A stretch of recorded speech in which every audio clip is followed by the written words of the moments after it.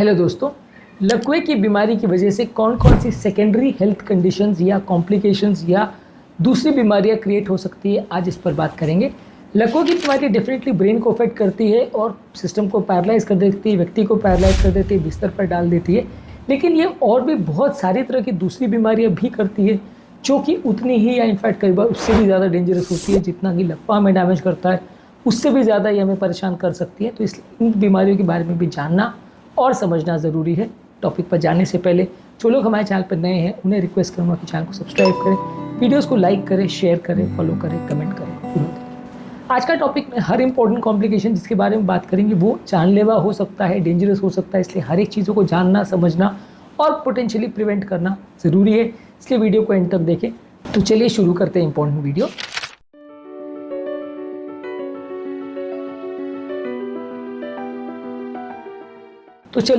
Important video. सबसे पहले तो लकवे की वजह से कार्डियोवैस्कुलर प्रॉब्लम्स क्रिएट हो सकते हैं। जैसे लकवे के पेशेंट में जब ब्रेन का प्रेशर बढ़ता है तो हार्ट के रिदम प्रॉब्लम्स क्रिएट हो सकते हैं, हार्ट में अरिथमियाज हो सकते हैं, हार्ट का अटैक भी साथ में हो सकता है, हार्ट फेलियर हो सकता है, या कई बार ब्लड प्रेशर शूट अप हो सकता है। ये कार्डियोवैस्कुलर प्रॉब्लम्स लकवे के पेशेंट में अक्सर देखे जा सकते हैं। इसके अलावा नेक्स्ट इंपॉर्टेंट प्रॉब्लम है डीप वीनस थ्रोम्बोसिस। लकवे के पेशेंट जब अक्सर लंबे समय तक बिस्तर पर पड़े रहते हैं तो पाँव की नलियों में खून का थक्का बनने का प्रॉब्लम हो सकता है। इस प्रॉब्लम को डीप वीनस थ्रोम्बोसिस बोलते हैं। और इसकी वजह से जब ये क्लॉट अगर पाँव की नली में से निकल जाता है और वो अगर पाँव के रास्ते से होते हुए इंफीरियर वेना कवा होते हुए अगर हार्ट के थ्रू लंग्स में चला जाता है तो लंग्स की नली को बंद कर सकता है, लंग्स का ब्लड सर्कुलेशन बंद कर सकता है, जिससे व्यक्ति की सडन जान जा सकती है। इसको पल्मोनरी एम्बोलिज्म बोलते हैं। ये काफ़ी डेंजरस कॉम्प्लिकेशन है जिसकी वजह से काफ़ी लकवे के पेशेंट्स की मृत्यु होती है। इसके अलावा लोगों को पेशाब की नलियों में इन्फेक्शन हो सकता है लंबे समय तक बिस्तर में पड़े रहने की वजह से, और कई बार पेशाब की नली या ट्यूबिंग्स डलवाने की वजह से पेशेंट को यूरिनरी ट्रैक्ट इन्फेक्शन हो सकता है, जो कि एक इम्पॉर्टेंट प्रॉब्लम है। इसकी वजह से भी जब इन्फेक्शन शरीर में फैल जाता है तो काफ़ी पेशेंट्स की जान जा सकती है। इसके अलावा कुछ लोग को निमोनिया हो सकता है। निमोनिया वैसे भी बॉडी की इम्यूनिटी कॉम्प्रोमाइज़ होती है तो हो सकता है। इसके अलावा जब आप पेशेंट को खाना खिलाने की कोशिश करते हैं तो कई बार जब श्वास की नली का ऊपर का जो स्फिंक्टर होता है वो कई बार खुला होने की वजह से खाना श्वास की नली में जा सकता है। इससे भी लोगों को कई बार निमोनिया हो सकता है। इसके अलावा कुछ लोगों को लकवे की वजह से जब वो बेड पर लंबे समय तक पड़े रहते हैं तो प्रेशर की वजह से अल्सर्स हो सकते हैं, जिसकी वजह से पेशेंट का वहाँ पे भी इन्फेक्शन हो सकता है और वो भी कई बार जानलेवा हो सकता है। इसके अलावा किसी व्यक्ति को लंबे समय तक अगर लकवा है और उसका खाना पीना अगर कॉम्प्रोमाइज़ है तो शरीर मैल न्यूट्रिशन में चला जाता है, क्योंकि ज़्यादातर इस तरह के पेशेंट को प्रॉपर पौष्टिक खाना खिलाना पाना पॉसिबल नहीं होता है। कई बार आप ट्यूब से अगर खिलाते भी तो सफिशिएंट नहीं होता है। कई बार ध्यान देने वाले या केयर गिवर्स लोग इतना ध्यान दे नहीं पाते, पेशेंट को तरह तरह का खाना नहीं खिला पाते हैं, इसलिए न्यूट्रिशन कॉम्प्रोमाइज़ होता है और पेशेंट मैल न्यूट्रिशन में चला जाता है। कुछ पेशेंट्स को अगर पर्याप्त मात्रा में पानी नहीं मिलता है तो डिहाइड्रेशन में चले जाते हैं।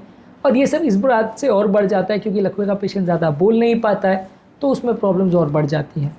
इसके अलावा कुछ पेशेंट्स को कॉन्ट्रैक्चर या मसल स्पाज़म हो सकता है। लकवे की वजह से मसल कई बार बहुत स्टिफ या जड़ हो जाती है, जिसकी वजह से धीरे धीरे करके मसल एक तरह से डैमेज हो जाती है, उसकी फाइबर्स चिपक जाते हैं और उनको मसल कॉन्ट्रैक्चर हो जाते हैं, जो कि जितना भी फिजियोथेरेपी करो कई बार रिलीव नहीं होता है और कई बार वो पेशेंट के लिए दिक्कत बन जाता है।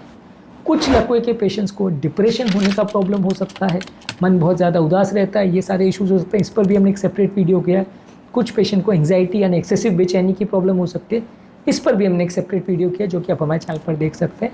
कुछ पेशेंट्स को याददाश्त चले जाने का प्रॉब्लम हो सकता है, यानी कॉग्निटिव इंपेयरमेंट हो सकता है, सोचने समझने की क्षमता, डिसीजन लेने की क्षमता, बात करने की क्षमता, ये सारी चीज़ें चली जा सकती हैं। कुछ पेशेंट्स को बहुत ज़्यादा सुस्ती, कमज़ोरी या कुछ काम करने की इच्छा ना हो, बहुत ज़्यादा एक्सर्शनल फटीग हो लोगों को, ऐसा हो सकता है प्रॉब्लम, जो कि लकवे के पेशेंट्स में हो सकता है। कुछ पेशेंट्स को ऑस्टियोपोरोसिस या फ्रैक्चर्स हो सकते हैं। लंबे समय तक बिस्तर में पड़े रहने की वजह से हड्डियाँ अक्सर कमज़ोर हो जाती हैं, जिसकी वजह से लोगों को फ्रैक्चर्स हो सकते हैं। हड्डियाँ इजीली डैमेजेबल हो जाती हैं, हड्डियाँ कच्ची हो जाती हैं। ये भी कई बार न्यूट्रिशनल इंपेयरमेंट की वजह से भी हो सकता है, विटामिन की कमी की भी हो सकता है। हड्डियों में मसल्स अक्सर कमज़ोर हो जाती है, चलना फिरना नहीं करते, इसलिए भी हो सकता है। तो ये सारी चीज़ों की वजह से फ्रैक्चर के चांसेस बढ़ जाते हैं। कुछ लोगों को फंक्शनल इंपेयरमेंट हो जाता है, जैसे चलना फिरना, बात करना, डेली एक्टिविटी काम करना, अपना जॉब करना, ये सारी चीज़ें मुश्किल हो जाती है, जिसकी वजह से उनकी क्वालिटी ऑफ लाइफ कॉम्प्रोमाइज़ हो जाती है। और लास्ट इंपॉर्टेंट प्रॉब्लम है कि कई बार लोग बात करने की क्षमता चली जाती है, लोगों से मिलना जुलना कम हो जाता है, सोशल रोल्स उनके चेंज हो जाते हैं, जिसकी वजह से सोसाइटी में वो आइसोलेशन का शिकार हो जाते हैं और अक्सर वो अकेले रहना चालू कर देते हैं, जिसकी वजह से वो और ज़्यादा डिप्रेशन और एंग्जाइटी का शिकार हो जाते हैं। तो इसलिए ये सारी बीमारियां जो है लकवे के साथ एसोसिएटेड है और ये सारी ही बीमारियों में से हर एक बीमारी में इतना पोटेंशियल है कि व्यक्ति की लाइफ को ख़राब कर सकता है या लकवे से ज़्यादा भी पेशेंट को परेशान कर सकता है। आज के टॉपिक में हमने बात करी लकवे से रिलेटेड सेकेंडरी हेल्थ कंडीशंस या बीमारियां क्या होती हैं, इनके बारे में भी जानना और समझना ज़रूरी है। उम्मीद करूँगा कि आज के टॉपिक में कुछ नया जानने को मिला होगा।